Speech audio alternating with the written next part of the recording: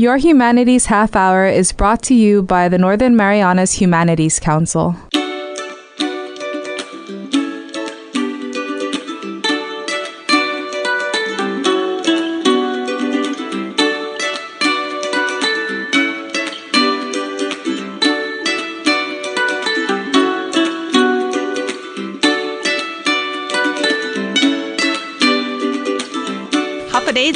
Welcome to your Humanities Half-hour. I'm Catherine Perry. And joining us today in studio is our good friend, oral historian and ethnographer and author, and photographer. If that is not enough, Rlene Santos Steffy. Rlene, welcome back. Half a day. I'm glad to be here. We do want to mention we're actually recording this interview a few days earlier than it's airing because you are here for a very important, I feel, workshop for the community. What brings you to the Marianas this time around? Well, this time around, I'm here to conduct a 2-day oral history workshop for the Humanities Council and the sponsor of the show. And every time I get a chance to come up to the CNMI, I have to add a few days of my own to take pictures of the beautiful birds that are here. So I came in yesterday morning, Tuesday morning. We do want to talk a little bit later on about why you're so fascinated with birds and what you're doing with all this photography. But let's touch on this oral history workshop. We actually ran into each other at the airport recently, and I was talking about oral history, and you were very precise in helping me to understand exactly what is and isn't oral history. Maybe we can start there. We can start there because oral history is not a chit-chat talk story recordation. Oral history is about something historical that occurred, and it is a recording of that historical fact. And it has to be validated by archival material or other testimony. So it's not just a bunch of girls sitting around yakking it up or a bunch of guys sitting around yakking it up. It has to have a historical merit. So, for example, let's say that we go back to where we met at the airport, and then some catastrophe occurred at that airport while you and I were there. Maybe a fire broke out in one of the rooms that were there or something.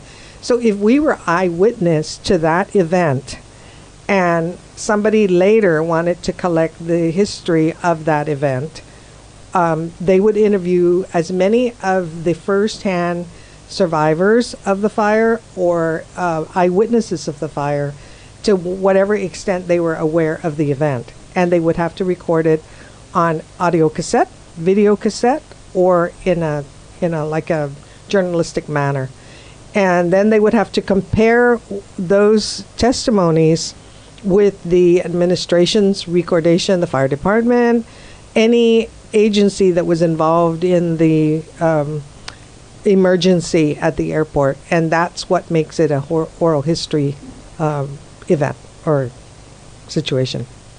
How is it that you became interested in collecting oral histories? And you've done a lot, a lifetime's worth, it seems. Yeah, it happened so fast, Catherine. First of all, I was never interested in conducting oral history. Really, a lot of the opportunities that I have pursued, I've been asked to do. It's never been anything that I wanted to do. Similar to taking pictures of the birds, or producing the wildlife booklets that are coming out of the history of the birds.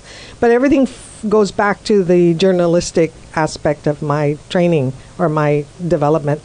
And so because I do a lot of projects in mass communication, people will say, "Hey, R, will you be interested in doing this? Hey, R, can you interview this? Hey, R." So that's where it comes from. It's the "Hey, R" part.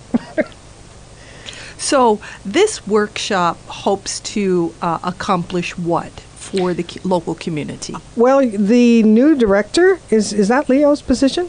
Yes, Executive Director of the Northern Marianas Humanities Council. Okay, the new Executive Director of the Humanities Council here in the NMI, Leo Pangilinan, is a real strong proponent of oral history. I've met this man when I conducted a oral history workshop at Cagman High School. He actually participated. It was put together by the Humanities Council under Scott Russell's leadership. And I met him there. He was at the college at the time, and he and the archivist at the college attended, as well as some principals, I think, or some educators from other schools, and of course the students there. And so I met him there. He gave me his card, and then I never saw him again. And until I got on the Okeanos Marianas and went out to Maniagaha. And that's when I saw him, and I thought, oh, he's pursuing navigation, which I thought another fascinating endeavor, right? And so then next thing I knew is he was appointed as his executive director. And one of the first things he did, I emailed him and said, congratulations. I really thought very highly of this guy, and don't know much about him really from a personal standpoint, but just from a professional standpoint and what other people speak of Leo Pangilinan, I thought, wow, this is great that the humanities is going to have a stable leadership, especially after the longevity that Scott had, invested. So I was really encouraged by that. And he said, would you be interested in conducting oral history workshops in the NMI? And I said, when? So yes, that's what it's all about. And I'm sure that Leo would like to see oral history practitioners develop, either from a scholastic standpoint, maybe adaptation in school curriculum from the elementary, I would imagine, all the way up to high school, because even kids can conduct oral history. And they just need to know how to do it, and they need assistance. But today, with everyone having access to cellular phones, it isn't that difficult to be able to record an event that occurred. Family histories, to be able to record family histories. You'd be surprised how many people don't know family history.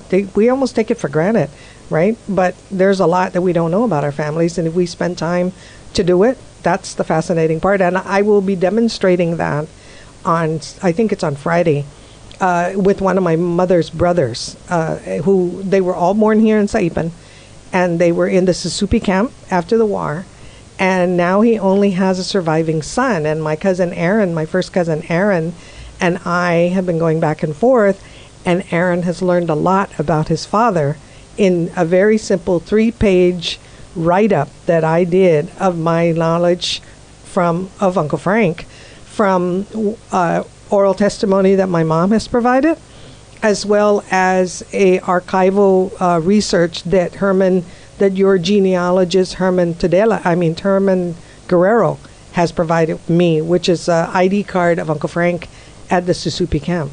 So really fascinating information. There's a lot here, Catherine, a lot of oral history yet to be developed and promoted here in the CNMI, Saipan alone. And then there's Tinian, and then there's Luta. And in Tinian, I have been to Tinian to collect the oral histories of the Yap Chamorros that migrated back to the CNMI after the war. And then in Luta, I was sent there to interview traditional fishing practices of people who live in Luta. So there's a lot of it. And then I was also sent to Pagan. I was sent to Pagan in 2007, I believe, or 2010. It might have been 2010, to interview the survivors of the Butkan, the explosion of the Butkan in Pagan. And then I had to come back to Saipan and collect the stories of those who lived in Sarigan and the other islands for copra plantations. And those reports were compiled in a archaeology booklet or report that was conducted. So I've participated in a lot of oral history, and there's more that I wish I could do up here. So hopefully we can create practitioners and develop these wonderful stories that are yet to be told here.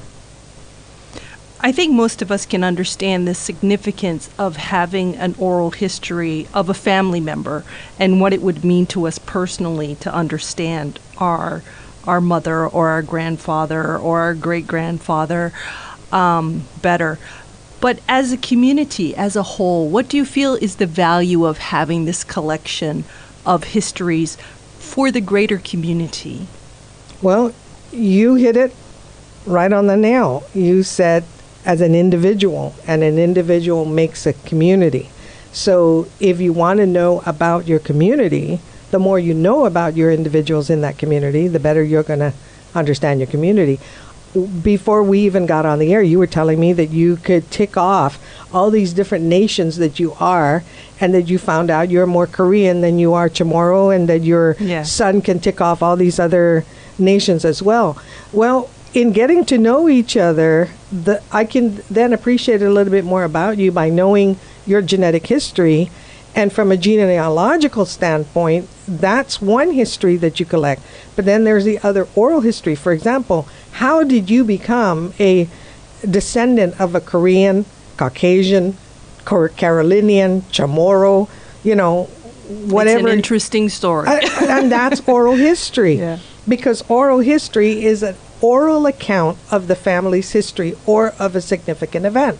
It is very significant to know how your historical makeup, your genealogical makeup came about. What prompted these people in your life that preceded you to come to the Marianas or to the Carolines, if that's where they first met? Were they whalers, for example? How did they get down? How did they meet your grandmother, great-grandmother? Or who is your great-grandfather? What brought him to the Northern Marianas or the Caroline Islands? So those kind of things. If he came as a copra plantation manager, if he came as a whaler, if he came as a contractor, whatever he came as, that has a historical framework that can then tell us a little bit about a specific time frame in history and what was occurring in the Marianas or in the Carolines and Micronesia at the time that they came. So it gives us a perspective, a historical perspective, a genealogical perspective, a familial perspective, and then there are all the nuances that occur in that combining of people, right? You have a Korean and a Carolinian, or you Korean, a Caucasian, and you have an Englishman from the Marshalls, or goes to the Marshalls and marries a Marshallese, and then you have the Flemings. See, that's what I'm talking about. Who knows that? Why were these people down there? What was happening in that particular time frame in history? And then how is this passed on? What rich historical facts can the family filter out in an oral history project that could tell us about the people, about the area, about the development? I mean, it just continues to bloom, and there's more that we still don't know. From a practical perspective, what are some of the key things a person needs to be aware of and attend to when they're conducting an oral history interview, or even before? What would you say are some of the important things to consider? Well, first of all, if you're out to collect oral history, you need to identify a group of people that would know about a historical event. And then you would have to confirm that they were present at that historical event. And then you would have to reach out to them and ask them if they'd be interested in being interviewed about that event. And then you go out and you collect. And so it's important that you have good sound equipment. You could do it here in the studio like this. You could bring one at a time to come in here, sit with you, and just tell them what's going on. And what you're doing right now in this interview is exactly how it should be conducted. Because the oral history interview is not about the interviewer, it's about the interviewee. And so if you're a good listener, that's where it starts. You need to listen to what your interviewee is saying, or what your informant is saying, or your narrator. And from what the narrator says, then you come up with the question. So there are two ways to conduct this. You can come up with a battery of questions that you want to get answers to, or you can interview the person and let that person dictate what part of their historical background or knowledge they will be delivering to you. I'm the latter. I don't come up with a battery of questions because it predicts the answer. That's more journalistic or investigative. And so because I've done investigative reporting, I understand if there's a basis of that already. I already know some things about investigative reporting. I already know certain facts. So if I ask you a question, then I'm trying to see how much of what I know you're going to validate, or how much of what I know you're not going to acknowledge. In oral history, it's a little different. I need to know the story behind what happened, who was there, why they were there, and what they perceive it to be. So it's coming from the person's perspective rather than predicting it from a question and answer perspective.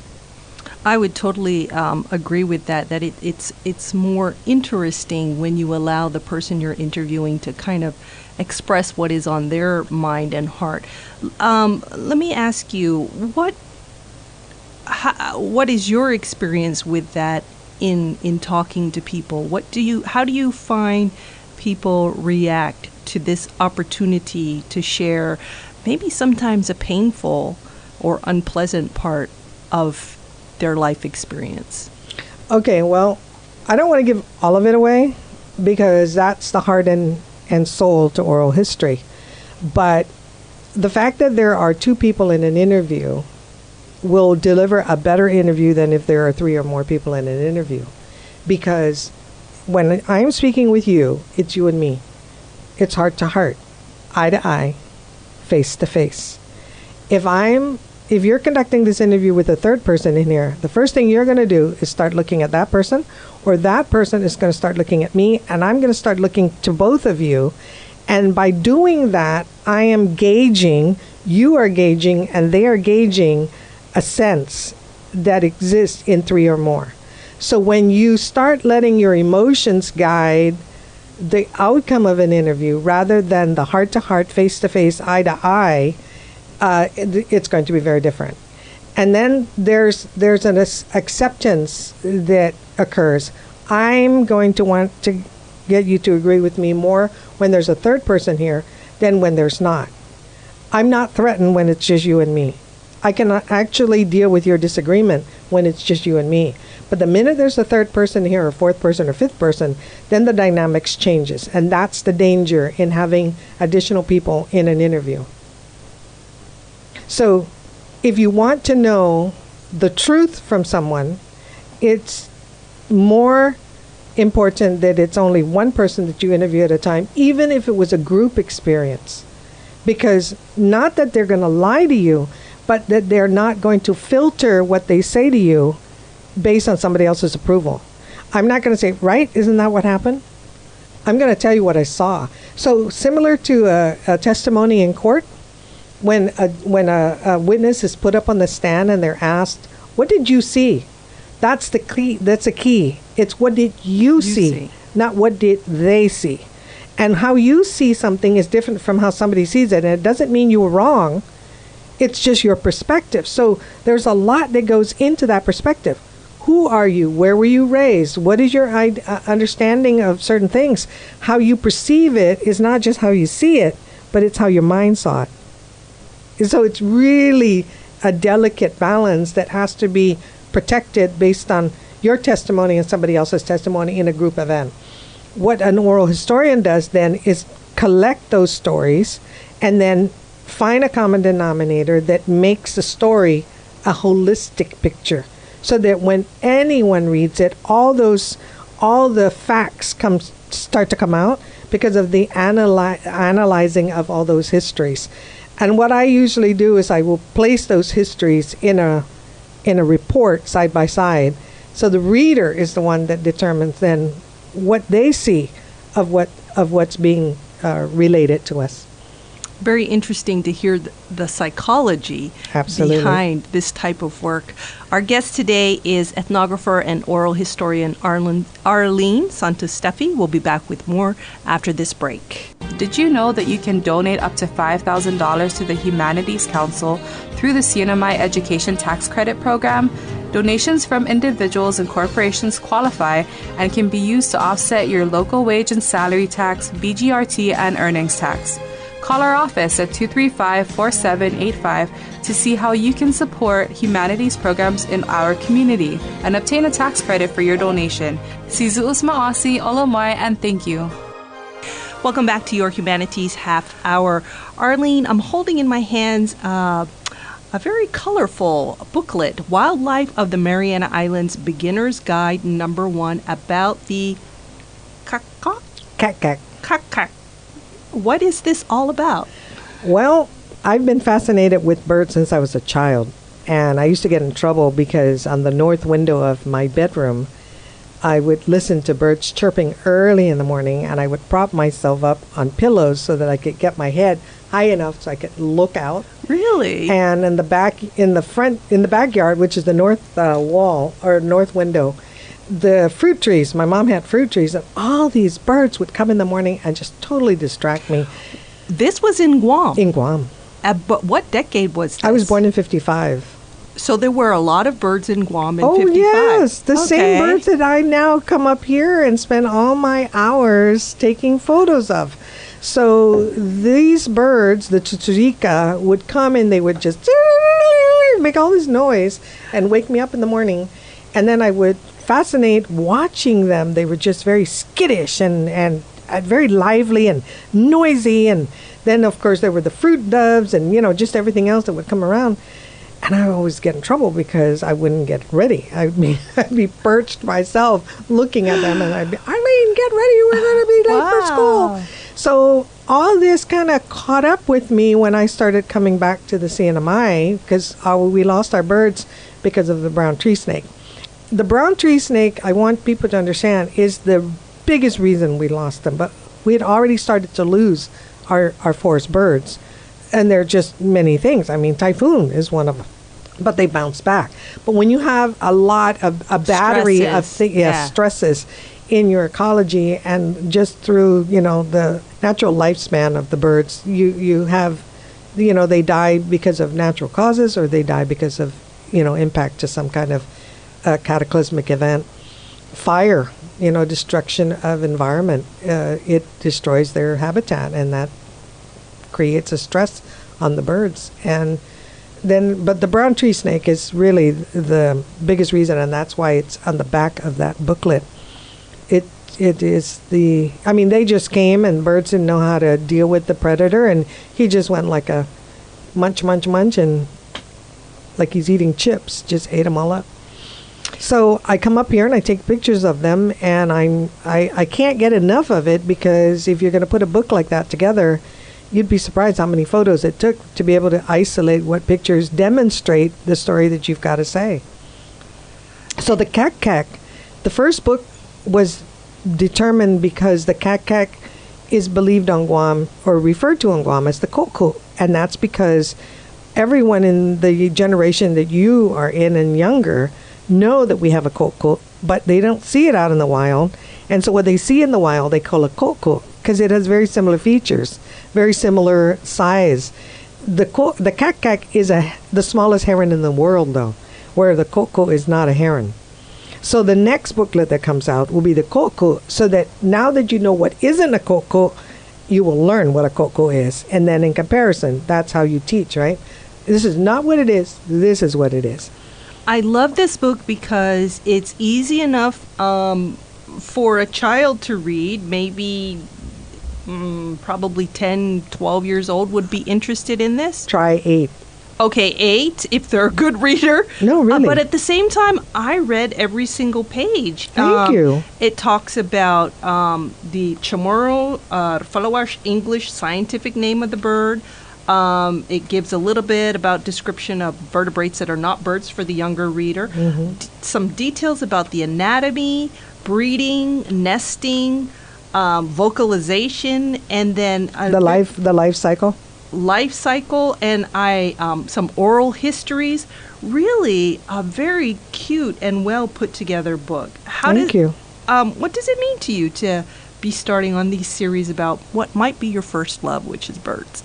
Well, it's always an honor to be able to capture the photos of the birds in the wild. But it's a really important work when you can leave behind something like this. And it's because people know birds, but they really don't know birds. So kind of going back to the individual in the community, this is part of our community. This is our avian community. Yet, and we, to some degree, take advantage, or we take for granted that they're there and why they're there and how much pleasure we derive from them until we learn about them. And this is not meant to be in any way a child's book, but it is meant for adults to learn about the book, birds, so that they can help children or help each other when they speak to be more aware of what these birds are. The second book, the third and fourth book that come out will be on the drongo and the sali, because people mistaken the drongo for the sali, and also the Eurasian tree sparrow for the tsutsurika. I am so interested to see those books because I am totally lost. Tsutsurika sounds familiar, but I'm not even sure. Tsutsurika, I'm not even sure what it looks like. But I learned so much about the kakak just from this first book. Thank you. And we look forward to the rest. And please come back when you have a few more out and share with us. Yeah, anytime. And by the way, the last time I was here was the only time I wasn't on your show. Well, we'll have to make up for that and do 2 shows one of these times. No, it's okay. Just want you to know I always look forward to coming back. Well, before we go, we do want to congratulate you on one more project that you've started, your podcast. Oh, yes. Thank you for mentioning that. So, KUAM, my whole media journey, my whole development in mass comm started at KUAM. And then in the last 2 years, Marie Monge from KUAM said, will you consider doing a podcast? I couldn't even get it right. How can you not get podcast correct? Rlene Steffy couldn't get that in my brain. What is that? I kept calling it something else. And finally, I got it. Yeah. I mean, if she, I don't know what it was. I couldn't get it. It just didn't stick. And then I was sick in February, and I had all this time to meditate. And I thought, I've been writing for 25 years in columns in all the newspapers on Guam and magazines. I think I need to do something different. And I thought, I wonder if Marie's still serious about asking me whatever that was. I really didn't even know what it was. I really couldn't wrap my head. So I said to her, hey, are you still interested in me doing whatever it is that you asked me to do now for 2 years? And she said, yes. She immediately said, yes. Are you willing? And I said, yes. What is it anyway? And she said, podcast. And I said, what is that, Marie? And she said, it's like a radio show, but it's on the internet. And I thought, oh my goodness, all those shows that I had at K57 that I had recorded, I could now revisit. Some of those people are dead, and I could literally resurrect that talk and then expand on it for modern information. Yeah. So it's not only reaching back, it's also updating. Yes. And so one of the first shows that I'm going to do when I get back, when I was a talk show host, there was a woman named Anna Hill who was a exotic dancer pursuing a degree at the university in Micronesian Studies. And it was brought to my attention by the professors of Micronesian Studies at the university, Dirk Ballendorf, and he said, you would want to interview this lady. You'd be very interested in the story. And I said, sure. So she came up. I didn't know what she did. Then as the show developed, I learned what she did, and it was really fascinating to listen to how women will do certain responsibilities or jobs, but really the goal is always on empowerment and improvement. And so I am in contact with her now. We've stayed in contact. She's in Florida working on her second master's. And I said, Anna, we found your show. And she goes, how cool is that? And I said, I'm going to Saipan. When I come back, let's revisit. I sent her the digital copy of the show. She's going to listen to it. She just finished her finals. And she said, I'll listen to it, and then when you get back, let's touch base. So that's what I get to do. Now, it doesn't always work that favorably because, as I said, some of these people have already died. But to be able to bring their voices back, and now to be able to not only bring it back, but talk about it and then leave it out on the internet so that other people can hear it, that's power. And that's really what podcasting now is doing, is it's archiving all these histories that existed in the past, these shows that existed in the past, and we'll put them up on KUM's podcast network. And I think that's really interesting that you have this opportunity to go back and then kind of see how the person or how has evolved or their life has evolved compared to when you first interviewed them. Mm-hmm. Yeah, their perspective. So where can people find this podcast? Well, you have to go to SoundCloud, I believe, and type in the KOM Podcast Network. And I'm one of the podcasters on that network.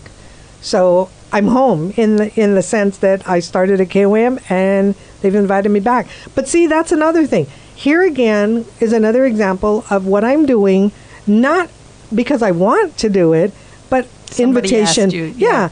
And I think that's the development of my career. And I'm very grateful, Catherine, that they think that I can contribute like that. And then when I agree to it, what I learn in that process of doing something new in mass comm just expands, my experience. So yeah, I'm really fascinated by it as well. It's like being on the radio, but I don't have to be in the studio. I have a set at home, and I record on video when I go out, and then I could take that, extract it in audio, or now start video, because Marie said I could do video. Awesome. Yeah.